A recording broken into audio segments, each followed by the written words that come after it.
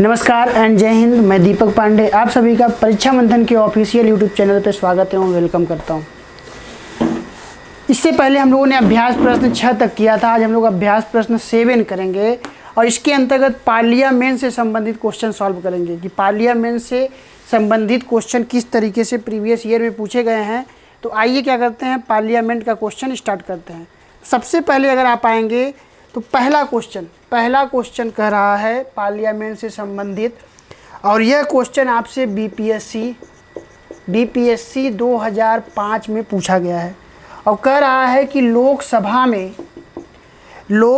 में राज्यवार सीटों का आवंटन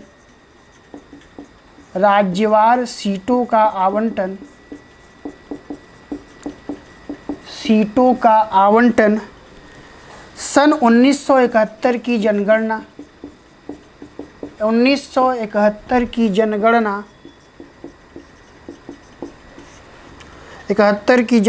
पर आधारित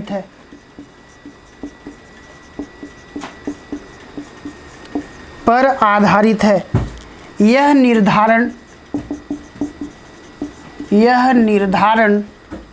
किस वर्ष तक यथावत रहेगा?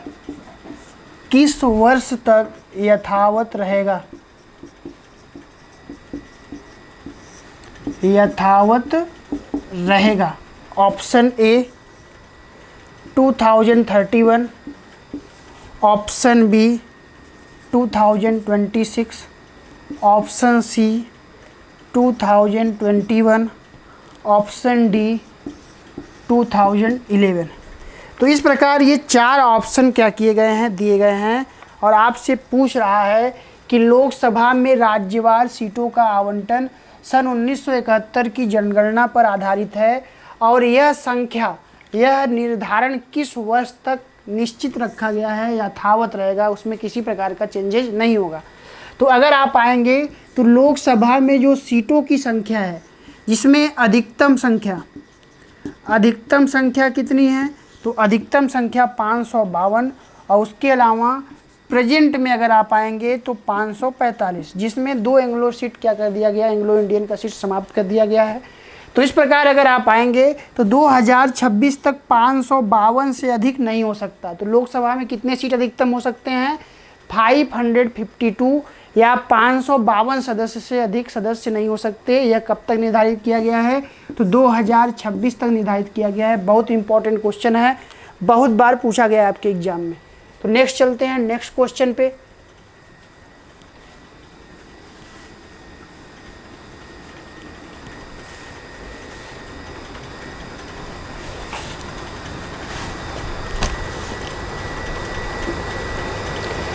क्वेश्चन नंबर 2 कर रहा है और यह जो है CGPSC 2005 में पूछा गया है। तो क्वेश्चन नंबर 2 कह रहा है लोकसभा में राज्यों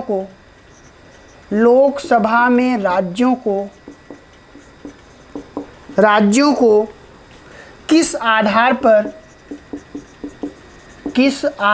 पर सीटें आवंटित होती हैं।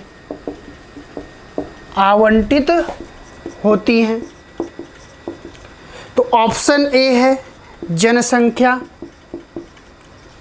ऑप्शन बी है क्षेत्रफल, ऑप्शन सी है गरीबी, ऑप्शन डी है भाषा, लैंग्वेज। तो ये 4 ऑप्शन क्या किए गए हैं, दिए गए हैं और आपसे पूछ रहा है कि ये सीटों का जो राज्य वाइड जो सीट का आवंटन है वह किस आधार पर किया जाता है। तो सीटों का आवंटन जो है जनसंख्या के आधार पर किया जाता है। किसके आधार पर किया जाता है? जनसंख्या के आधार पर किया जाता है। क्षेत्रफल के बेसिस पर नहीं किया जाता, गरीबी के बेसिस पर नहीं किया जाता और भाषा के बेसिस पर नहीं किया जाता। तो कहने का मतलब अगर आएंगे तो 2 ऑप्शन ये जो है इसका कोई मतलब ही नहीं है, ये ऐसे ही एलिमिनेट हो गए और क्षेत्रफल के बेसिस पे किया नहीं जाता। तो एक जो मुख्य आधार है, जो मुख्य फैक्टर है, किसके बेसिस पे किया जाता है? तो जनसंख्या के बेसिस पे, पॉपुलेशन के बेसिस पे लोकसभा में राज्यों का सीटों का आवंटन किया जाता है। तो इस प्रकार क्वेश्चन नंबर 2 का ऑप्शन ए क्या होगा? सही होगा। नेक्स्ट क्वेश्चन पे आएंगे।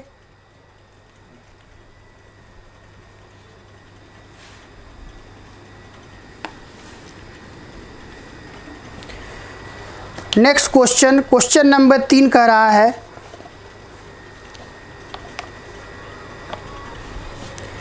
क्वेश्चन नंबर 3, और यह क्वेश्चन यूपी पीसीएस मेंस 2008 में क्या किया गया है, पूछा गया है। ज़्यादातर टॉपिक में इससे संबंधित जो क्वेश्चन है वो सीधे सीधे हैं। तो ये कह रहा है कि लोकसभा के प्रथम अध्यक्ष, लोकसभा के प्रथम अध्यक्ष कौन थे? लोकसभा के प्रथम अध्यक्ष कौन थे? ऑप्शन ए दिया है जीवी मावलंकर, जीवी मावलंकर। बी ऑप्शन दिया है M A Iyengar. D option G S Dhillon.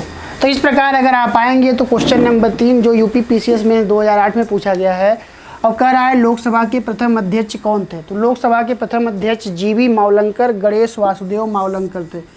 Ganesh Vasudev Mavalankar या जीवी मावलंकर थे। तो इस प्रकार क्वेश्चन नंबर 3 का ऑप्शन ए क्या होगा, सही होगा। बहुत इंपॉर्टेंट है, बहुत बार पूछा गया ये क्वेश्चन, तो आपको ध्यान में रखना है कि लोकसभा के प्रथम अध्यक्ष कौन थे? तो लोकसभा के प्रथम अध्यक्ष जीवी मावलंकर थे। उसके अलावा अगर आप आएंगे तो हुकुम सिंह भी जो है लोकसभा के अध्यक्ष रह चुके हैं, लेकिन ये फर्स्ट के बारे में पूछ रहा है, तो जीवी मावलंकर जो है इसका सही उत्तर होगा। नेक्स्ट क्वेश्चन पे चलते हैं, क्वेश्चन नंबर 4। क्वेश्चन नंबर 4, और क्वेश्चन नंबर 4 कह रहा है कि लोकसभा की प्रथम महिला अध्यक्ष कौन थी? और यह क्वेश्चन यूपी पीसीएस 2008 में पूछा गया है, और पूछा गया है क्वेश्चन नंबर 4 में कि लोकसभा की प्रथम महिला अध्यक्ष कौन थी? लोकसभा की प्रथम महिला अध्यक्ष, प्रथम महिला अध्यक्ष कौन थी? तो प्रथम महिला अध्यक्ष कौन थी? तो ऑप्शन पे अगर आप आएंगे तो ऑप्शन ए है विजय लक्ष्मी पंडित, विजय लक्ष्मी पंडित। बी ऑप्शन सुचिता कृपलानी।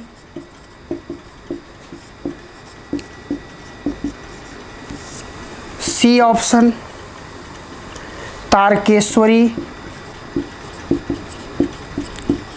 और डी ऑप्शन मीरा कुमार,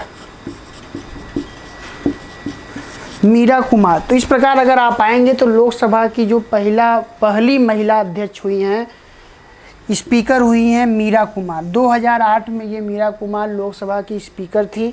तो इस प्रकार अगर आप आएंगे तो क्वेश्चन नंबर 4 का ऑप्शन डी क्या होगा, सही होगा। तो ऑप्शन डी जो है क्वेश्चन नंबर 4 का सही होगा। तो लोकसभा की प्रथम महिला अध्यक्ष, तो लोकसभा की प्रथम महिला अध्यक्ष कौन हुई? मीरा कुमार। नेक्स्ट क्वेश्चन पे चलते हैं, क्वेश्चन नंबर 5। देखिए क्वेश्चन इसके सीधे सीधे हैं, लेकिन ये फैक्चुअल क्वेश्चन है, आपसे एग्ज़ाम में पूछा गया है। ये हर एग्ज़ाम के बहुत फेवरेट क्वेश्चन है जो एग्ज़ाम में पूछे जाते हैं। नेक्स्ट क्वेश्चन पे चलते हैं, और नेक्स्ट क्वेश्चन कह रहा है, नेक्स्ट क्वेश्चन, क्वेश्चन नंबर 5, और यह क्वेश्चन आईएएस 2002 में पूछा गया है। आईएएस 2002 में यह क्वेश्चन पूछा गया है, और कह रहा है कि लोकसभा का कार्यकाल, लोकसभा का कार्यकाल, जिसमें ऑप्शन ए दिया है, लोकसभा के कार्यकाल में ऑप्शन ए दिया है किसी भी परिस्थिति में नहीं बढ़ाया जा सकता, किसी भी परिस्थिति में नहीं बढ़ाया जा सकता। लोकसभा का कार्यकाल किसी भी परिस्थिति में नहीं बढ़ाया जा सकता, ये पहला ऑप्शन है, नहीं बढ़ाया जा सकता। उसके अलावा बी ऑप्शन पे अगर आप आएंगे तो बी ऑप्शन कह रहा है एक बार में 6 महीने तक के लिए, 6 महीने तक के लिए बढ़ाया जा सकता है। बढ़ाया जा सकता है। C option. आपातकाल की घोषणा के दौरान, आपातकाल की घोषणा के दौरान, आपातकाल की घोषणा के दौरान एक बार में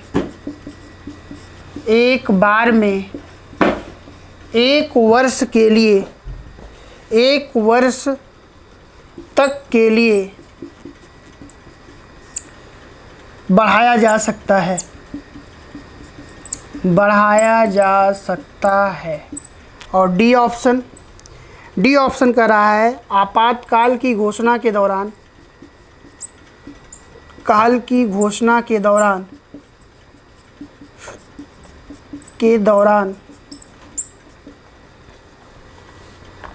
एक बार में 2 वर्ष तक के लिए बढ़ाया जा सकता है, 2 वर्ष तक के लिए बढ़ाया जा सकता है, बढ़ाया जा सकता है। तो इस प्रकार अगर आप आएंगे तो क्वेश्चन नंबर 4 कह रहा है। तो सबसे पहली बात, अगर आपको याद होगा तो मैंने जो है जब इमरजेंसी पढ़ाया था, तो इमरजेंसी जब पढ़ाया था, जब मैंने इमरजेंसी पढ़ाया था तो इमरजेंसी में बताया था कुछ कि लोकसभा का कार्यकाल एक बार में कितना बढ़ाया जा सकता है। तो सबसे पहले इस बात का श्योरिटी है कि लोकसभा का कार्यकाल इमरजेंसी के दरमियान बढ़ाया जाता है, लेकिन कितना बढ़ाया जाता है इस बात को लेके हम लोग श्योर नहीं है। आइए ऑप्शन में क्या करते हैं देखते हैं। तो सबसे पहली बात, किसी भी परिस्थिति में नहीं बढ़ाया जा सकता, तो ये ऑप्शन होगा नहीं, ये सीधे ही गलत हो गया, क्योंकि परिस्थिति, आपातकाल की परिस्थिति में बढ़ाया जा सकता है। बी ऑप्शन, एक बार में 6 महीने तक के लिए बढ़ाया जा सकता है, तो एक बार में 6 महीने तक के लिए बढ़ाया जा सकता है, ये स्टेटमेंट गलत दिया गया है। उसके अलावा सी ऑप्शन पे अगर आप आएंगे, बी ऑप्शन भी गलत हो गया। सी ऑप्शन पे आएंगे तो आपातकाल की घोषणा के दौरान एक बार में 1 वर्ष के तक के लिए बढ़ाया जा सकता है। तो लोकसभा का कार्यकाल इमरजेंसी के दरमियान एक बार में 1 वर्ष तक के लिए बढ़ाया जा सकता है। सी ऑप्शन क्या होगा, सही होगा। और डी ऑप्शन में कह रहा है एक बार में 2 वर्ष के लिए, तो ये स्टेटमेंट क्या है, गलत है। तो इस प्रकार अगर आप आएंगे तो क्वेश्चन नंबर 5 जो IAS 2002 एग्जाम में पूछा गया है, इमरजेंसी के दरमियान लोकसभा का कार्यकाल एक बार में 1 वर्ष के लिए बढ़ाया जा सकता है। तो क्वेश्चन नंबर 5 का ऑप्शन सी सही है। नेक्स्ट क्वेश्चन पे चलते हैं।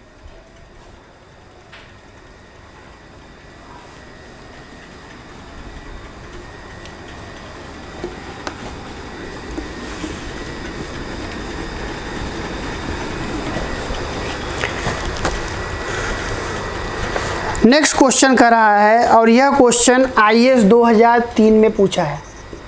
IAS 2003 में यह क्वेश्चन पूछा गया है। क्वेश्चन नंबर 6, निम्न कथनों में से कौन सा एक सही है? निम्न कथनों में से कौन सा एक सही है? कौन सा एक सही है कहने का मतलब ये सही कथन के बारे में पूछ रहा है, सही स्टेटमेंट की पहचान करना है। जिसमें अगर आप आएंगे तो इसमें पहला ऑप्शन दिया गया है केवल राज्यसभा में ही, केवल राज्यसभा में ही, न कि लोकसभा में, न कि लोकसभा में मनोनीत सदस्य होते हैं, मनोनीत सदस्य होते हैं। बी ऑप्शन, राज्यसभा में आंग्ल भारतीय समुदाय, राज्यसभा में आंग्ल भारतीय समुदाय, आंग्ल भारतीय समुदाय के 2 सदस्यों को, के 2 सदस्यों को, 2 सदस्यों को मनोनीत करने का, मनोनीत करने का संविधान का प्रावधान है, संविधान का प्रावधान है। C option. सी ऑप्शन कह रहा है किसी मनोनीत सदस्य का, किसी मनोनीत सदस्य का मंत्री पद के लिए, मंत्री पद के लिए नियुक्ति पर संविधानीय वर्जना नहीं है, संविधानीय वर्जना नहीं है या प्रतिबंध नहीं है। Next D option. D option कह रहा है मनोनीत सदस्य, मनोनीत सदस्य राष्ट्रपति तथा उपराष्ट्रपति के चुनाव में मत दे सकते हैं, उपराष्ट्रपति के चुनाव में मत दे सकते हैं, मत दे सकते हैं। तो इस प्रकार अगर आप आएंगे तो आइए देखते हैं कौन सा स्टेटमेंट सही है। पहला ऑप्शन कह रहा है केवल राज्यसभा में ही न कि लोकसभा में मनोनीत सदस्य होते हैं। तो देखिए ये क्वेश्चन 2003 में पूछा गया है, तो 2003 में पूछा गया है तो राज्यसभा में और लोकसभा में, राज्यसभा और लोकसभा में दोनों में मनोनीत सदस्य होते हैं, दोनों में मनोनीत सदस्य होते हैं। और मनोनीत सदस्य जो होते हैं उनको नॉमिनेट कौन करता है, तो राष्ट्रपति नॉमिनेट करता है, राष्ट्रपति उनको नॉमिनेट करता है। उसके अलावा इन मनोनीत सदस्यों में राज्यसभा में आएंगे तो 12 सदस्यों का मनोनयन किया जाता है। ये जो 12 मेंबर होते हैं ये अपने अपने क्षेत्र के स्पेशलिस्ट होते हैं, विशेषज्ञ होते हैं। स्पेशलिस्ट या विशेषज्ञ का मतलब अगर आप आएंगे तो ये समाज सेवा के क्षेत्र में, ये आर्ट के क्षेत्र में, ये साहित्य के क्षेत्र में, विज्ञान के क्षेत्र में ये स्पेशलिस्ट लोग होते हैं। और ऐसे 12 लोगों का नॉमिनेशन कौन करता है, प्रेसिडेंट ऑफ इंडिया राज्यसभा में। लोकसभा में 2 एंग्लो इंडियन का नॉमिनेशन किया जाता है राष्ट्रपति के द्वारा। लेकिन अगर आप प्रेजेंट में आएंगे तो एंग्लो इंडियन के पद को लोकसभा में क्या कर दिया गया है, समाप्त कर दिया गया है। तो तब के स्टेटमेंट के अनुसार पहला स्टेटमेंट क्या हो जाएगा, गलत हो जाएगा। ये कह रहा है केवल राज्यसभा में ही न कि लोकसभा में मनोनीत सदस्य होते हैं, तो स्टेटमेंट गलत हो जाएगा क्योंकि राज्यसभा लोकसभा दोनों में मनोनीत सदस्य होते हैं। बी ऑप्शन, राज्यसभा में आंग्ल भारतीय समुदाय। तो ये देखिए राज्यसभा में आंग्ल भारतीय समुदाय नहीं होते, वो अपने क्षेत्र के विशेषज्ञ होते हैं। आंग्ल भारतीय समुदाय लोकसभा में नॉमिनेट होते थे, तो इस प्रकार बी ऑप्शन भी गलत हो गया। सी ऑप्शन, किसी मनोनीत सदस्य का मंत्री पद के लिए नियुक्ति पर संविधानीय वर्जना नहीं है। तो अगर इस प्रकार अगर आप आएंगे तो जो कोई मनोनीत सदस्य होता है, मनोनीत सदस्य को आप मंत्री बना सकते हैं, मिनिस्टर बना सकते हैं, उसके लिए कोई संविधान रोक नहीं लगाता। तो इस प्रकार अगर आप आएंगे तो सी ऑप्शन क्या है, सही है। और डी ऑप्शन इसलिए गलत है क्योंकि मनोनीत सदस्य राष्ट्रपति तथा उपराष्ट्रपति के चुनाव में मत दे सकते हैं, मत नहीं दे सकते। तो डी ऑप्शन भी क्या हो जाएगा, गलत हो जाएगा। तो इस प्रकार क्वेश्चन नंबर 6 का ऑप्शन सी सही होगा।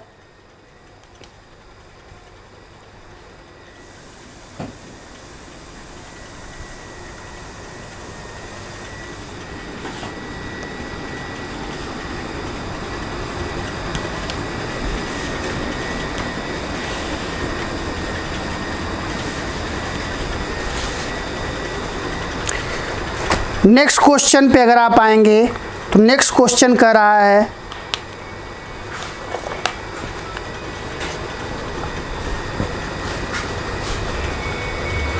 क्वेश्चन नंबर 7, और यह क्वेश्चन बीपीएससी 1995 में पूछा है।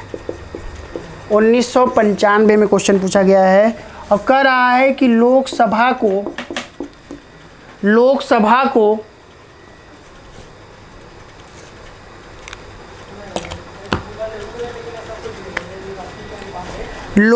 को उसके कार्यकाल की समाप्ति, उसके कार्यकाल की समाप्ति, कार्यकाल की समाप्ति के पूर्व ही भंग किया जा सकता है, भंग किया जा सकता है। तो अगर आप आएंगे तो आइए देखते हैं, ऑप्शन ए कह रहा है राष्ट्रपति द्वारा उसकी इच्छा अनुसार।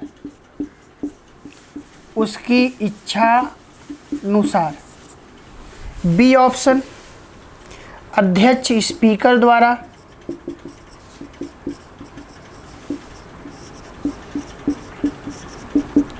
सी ऑप्शन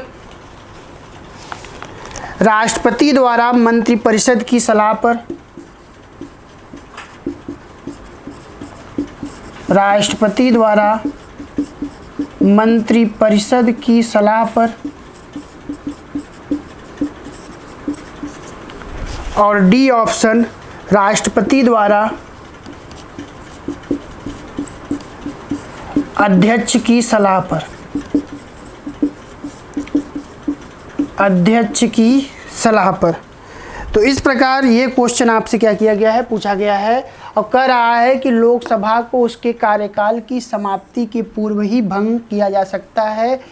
तो यह भंग करने का अधिकार किसके पास है?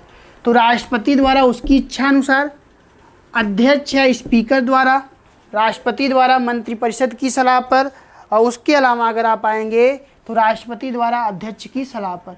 तो देखिए राष्ट्रपति द्वारा उसकी इच्छा अनुसार इसलिए नहीं हो सकता, थोड़ा सा कॉमन सेंस या थोड़ा सा टेक्निकली आप आएंगे तो राष्ट्रपति जो है अपनी इच्छा से कोई कार्य नहीं करता। तो राष्ट्रपति जब अपनी इच्छा से कोई कार्य नहीं करता तो उसकी इच्छा को सलाह कौन देता है? तो सलाह मंत्रिपरिषद देता है, काउंसिल ऑफ मिनिस्टर, मंत्रिपरिषद। और अगर आप लोगों को याद होगा तो मैंने आर्टिकल 74 और 75 बताया था और यह बताया था कि राष्ट्रपति की सहायता एवं सलाह के लिए मंत्रिपरिषद का गठन किया जाएगा, या ऐसा कह सकते हैं कि राष्ट्रपति मंत्रिपरिषद की सलाह पर क्या करेगा? कार्य करेगा। तो इस प्रकार टेक्निकली ए ऑप्शन क्या हो गया? गलत हो गया। बी ऑप्शन पे आएंगे अध्यक्ष स्पीकर द्वारा। तो अध्यक्ष स्पीकर द्वारा जो है लोकसभा के उसके कार्यकाल से पहले समाप्त नहीं किया जा सकता। उसके अलावा अगर आप सी ऑप्शन पे आएंगे तो राष्ट्रपति द्वारा मंत्रिपरिषद की सलाह पर। तो ये देखिए स्टेटमेंट टेक्निकली क्या है? सही है। तो क्वेश्चन नंबर 7 का ऑप्शन सी क्या है? सही है। डी ऑप्शन भी गलत है, राष्ट्रपति द्वारा अध्यक्ष की सलाह पर। अध्यक्ष नहीं, किसके सलाह पर? मंत्रिपरिषद या काउंसिल ऑफ मिनिस्टर की सलाह पर राष्ट्रपति क्या कर सकता है? लोकसभा का कार्यकाल उसके कार्यकाल की समाप्ति के पूर्व ही भंग कर सकता है। तो क्वेश्चन नंबर 7 का ऑप्शन सी सही होगा।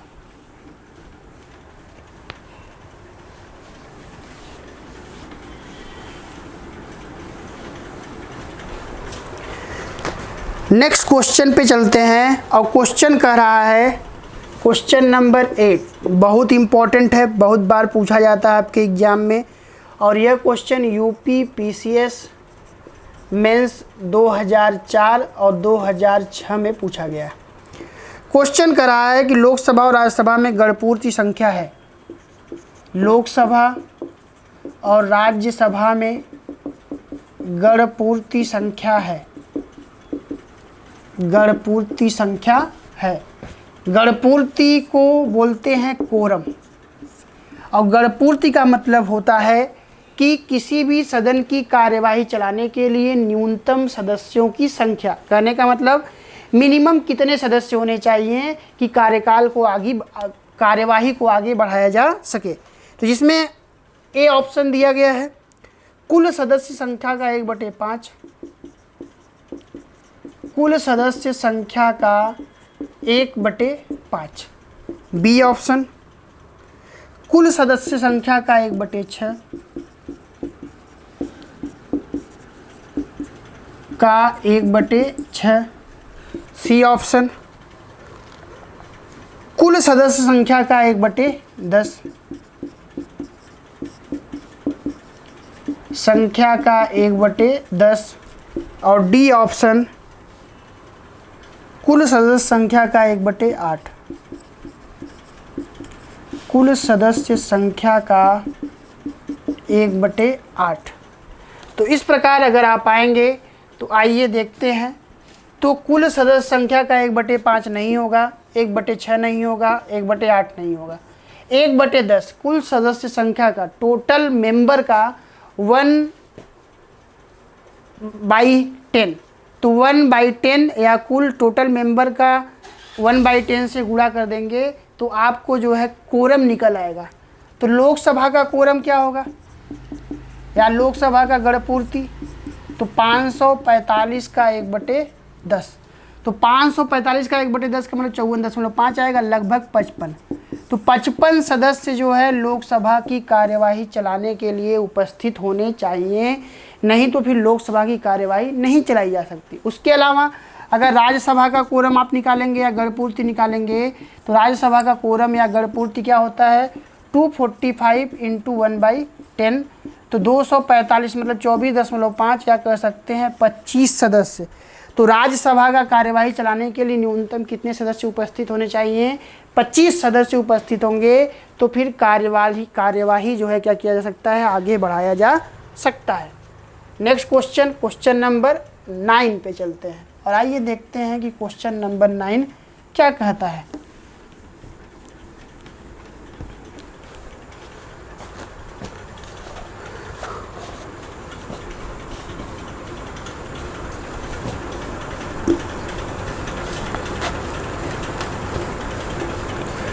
क्वेश्चन नंबर 9 और यह क्वेश्चन जो है यूपीपीसीएस 1994 में पूछा गया है, 1994 में पूछा गया है। कह रहा है निम्न क्रिया विधियों में से कौन से ऐसे धन विधेयक को अंगीकार करा लेगी जो एक बार लोकसभा द्वारा पारित किया जा चुका हो किंतु राज्यसभा द्वारा संशोधित किया गया हो।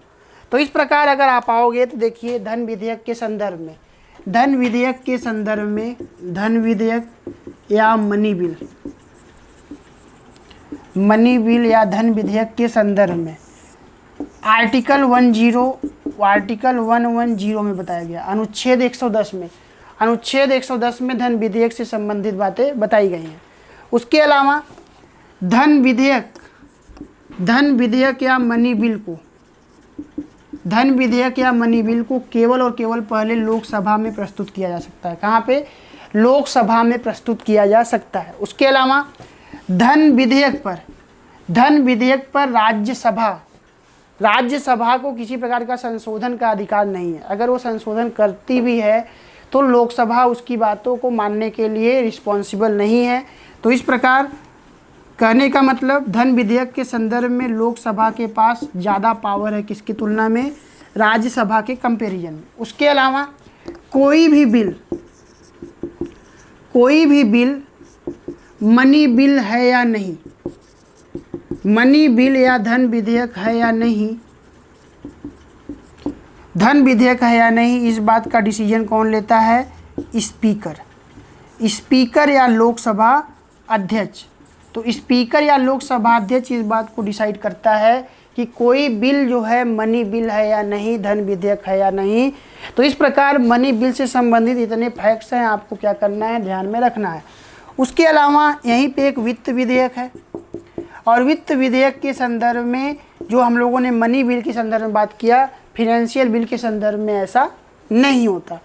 उसके अलावा अगर आप आएंगे तो जो मनी बिल होता है, मनी बिल,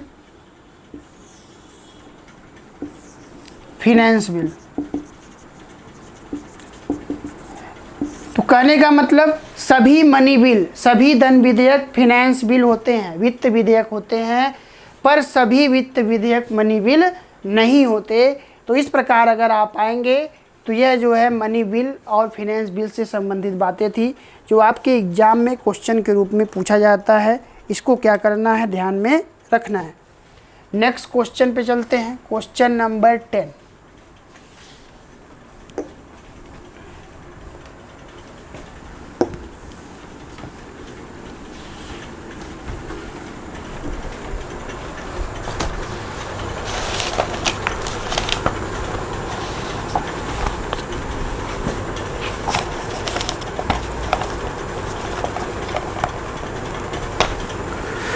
क्वेश्चन नंबर 10 कह रहा है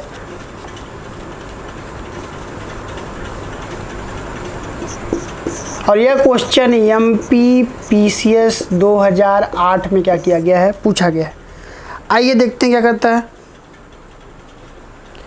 ये राज्यसभा का सदस्य बनने हेतु अर्हता या योग्यता से संबंधित क्वेश्चन पूछ रहा है, जिसमें स्टेटमेंट 1 दिया है। उम्र कम से कम 30 वर्ष होनी चाहिए,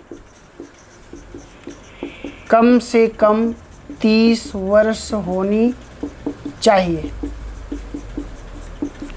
30 वर्ष होनी चाहिए। दूसरा स्टेटमेंट, जहाँ से अभ्यर्थी को निर्वाचित किया जाना है, जहाँ से प्रतिनिधि को निर्वाचित किया जाना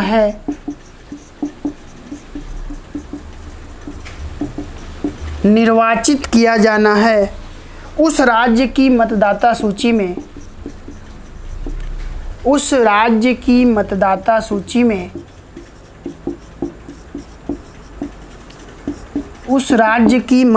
सूची में मतदाता के रूप में पंजीकृत होना चाहिए, पंजीकृत होना चाहिए। 3 नंबर स्टेटमेंट, राज्य के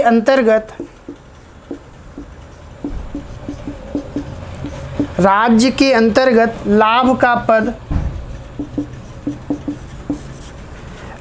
का पद धारित नहीं किया जाना चाहिए,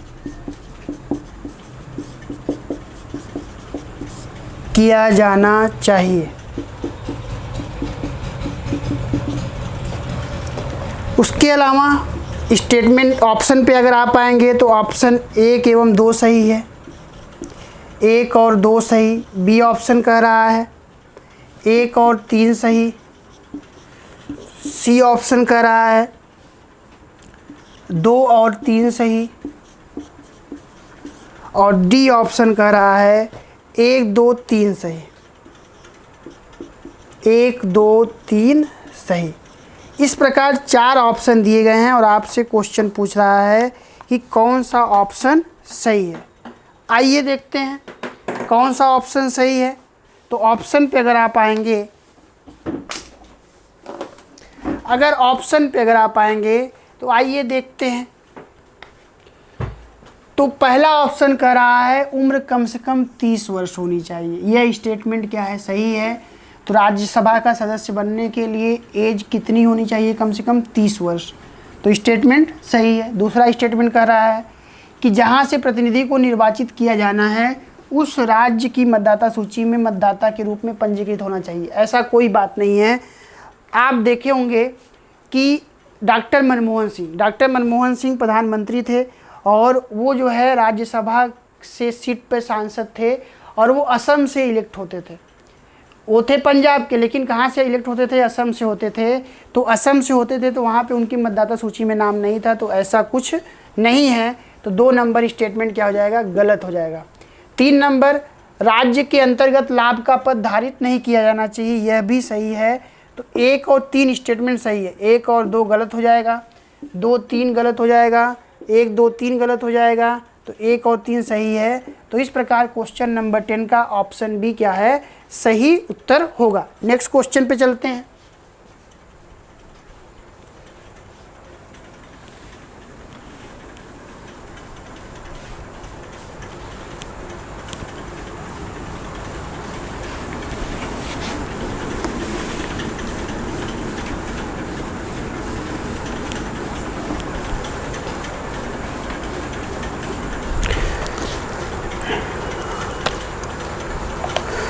नेक्स्ट क्वेश्चन कह रहा है,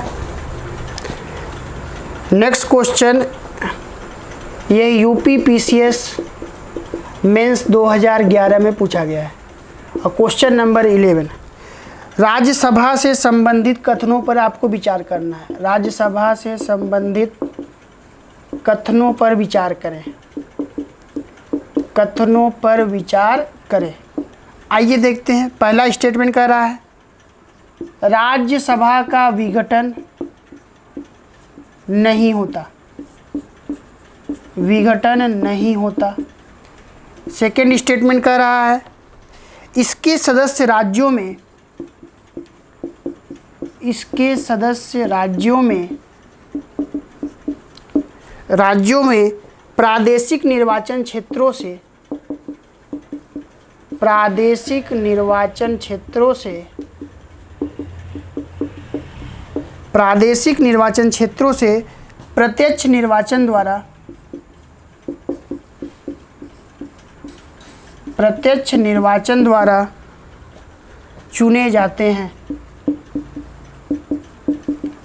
चुने जाते हैं। सी ऑप्शन, तो ये ए ऑप्शन हो गया, ये बी ऑप्शन। सी ऑप्शन पे आते हैं। सी ऑप्शन कह रहा है कि राज्यसभा यथाशीघ्र, यथाशीघ्र अपने किसी सदस्य को, अपने किसी सदस्य को अपना सभापति चुन सकती है, को अपना सभापति चुन सकती है, चुन सकती है। और डी ऑप्शन कह रहा है, डी ऑप्शन कह रहा है भारत के महान्यायवादी को, भारत के महान्यायवादी को राज्यसभा में बोलने का अधिकार नहीं है, राज्यसभा में बोलने का अधिकार नहीं है, का अधिकार नहीं है। तो ये राज्यसभा से संबंधित सही कथनों के बारे में क्या कर रहा है, आपसे पूछ रहा है। आइए देखते हैं कौन सा स्टेटमेंट सही है। तो सबसे पहला स्टेटमेंट आएंगे तो राज्यसभा का विघटन नहीं होता, ये सही है कि राज्यसभा का विघटन कभी नहीं होता। उसका कार्यकाल 6 वर्षों का होता है, उसके 1/3 सदस्य प्रत्येक 2 वर्षों के अंतराल पे क्या होते हैं, वो सेवानिवृत्त होते हैं, उनका कार्यकाल क्या हो जाता है, समाप्त हो जाता है। दूसरा स्टेटमेंट आएंगे, दूसरा स्टेटमेंट कह रहा है इसके सदस्य राज्यों के प्रादेशिक निर्वाचन क्षेत्रों से प्रत्यक्ष निर्वाचन द्वारा चुने जाते हैं। तो प्रत्यक्ष निर्वाचन द्वारा नहीं चुने जाते, ये गलत है, ये अप्रत्यक्ष होता है। तो स्टेटमेंट क्या हो जाता, सही हो जाता। इस प्रकार सी ऑप्शन पे आएंगे राज्यसभा यथाशीघ्र अपने किसी सदस्य को अपना सभापति, तो जो राज्यसभा का सभापति होता है वही वाइस प्रेसिडेंट ऑफ इंडिया होता है, उपराष्ट्रपति होता है। तो सी ऑप्शन भी गलत होगा। डी ऑप्शन भारत के महान्यायवादी को राज्यसभा में बोलने का अधिकार नहीं है, यह भी स्टेटमेंट गलत है। तो इस प्रकार क्वेश्चन नंबर 11 का ऑप्शन ए क्या है, सही है। तो क्वेश्चन नंबर 11 का ऑप्शन ए सही है। तो इस प्रकार ऑप्शन ए क्या होगा, सही होगा, इसका विघटन कभी नहीं होता। नेक्स्ट क्वेश्चन पे चलते हैं।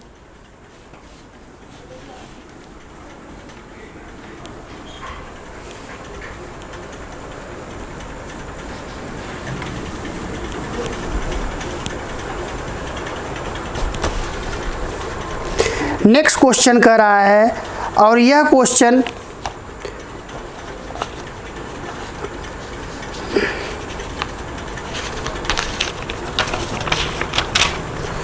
क्वेश्चन नंबर 12 आपसे कह रहा है कि बीपीएससी 2008 में पूछा गया है, बीपीएससी 2008 क्वेश्चन नंबर 12 कह रहा है हमारे संविधान के अनुसार,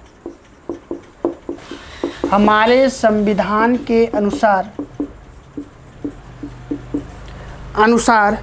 राज्यसभा का कार्यकाल, राज्यसभा का कार्यकाल ए ऑप्शन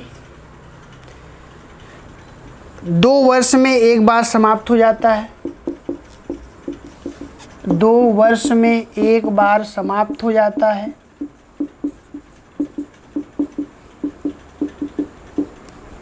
बी ऑप्शन प्रत्येक 5 वर्ष में समाप्त हो जाता है, 5 वर्ष में समाप्त हो जाता है। सी ऑप्शन प्रत्येक 6 वर्ष में समाप्त होता है, वर्ष में समाप्त होता है। और डी ऑप्शन समाप्त होने का विषय नहीं है।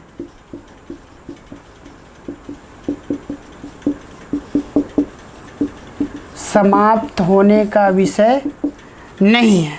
तो इस प्रकार ये क्वेश्चन आपसे क्या किया गया है, पूछा गया है। तो आइए देखते हैं।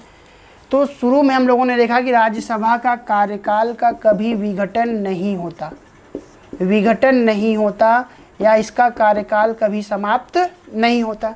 तो 2 वर्ष में एक बार स्टेटमेंट गलत, प्रत्येक 5 वर्ष गलत, प्रत्येक 6 वर्ष में समाप्त होता है। 6 वर्ष तो होता है लेकिन समाप्त नहीं होता, समाप्त होने की विषय नहीं है। तो इस प्रकार क्वेश्चन नंबर 12 का ऑप्शन डी क्या है, सही है, इसका विघटन कभी नहीं किया जा सकता। तो इस प्रकार अगर आप आएंगे तो हम लोगों ने देखा राज्यसभा से संबंधित क्वेश्चन, लोकसभा से संबंधित क्वेश्चन। तो आज हम लोगों का क्लास यहीं तक है। आज के लेक्चर में हम लोगों ने लोकसभा और राज्यसभा पार्लियामेंट से संबंधित क्वेश्चन देखा और ये सभी क्वेश्चन क्या थे, इम्पोर्टेंट थे। नेक्स्ट क्लास में हम लोग नए टॉपिक के साथ आपके सामने प्रस्तुत होंगे। तो तब तक के लिए थैंक यू एंड जय हिंद।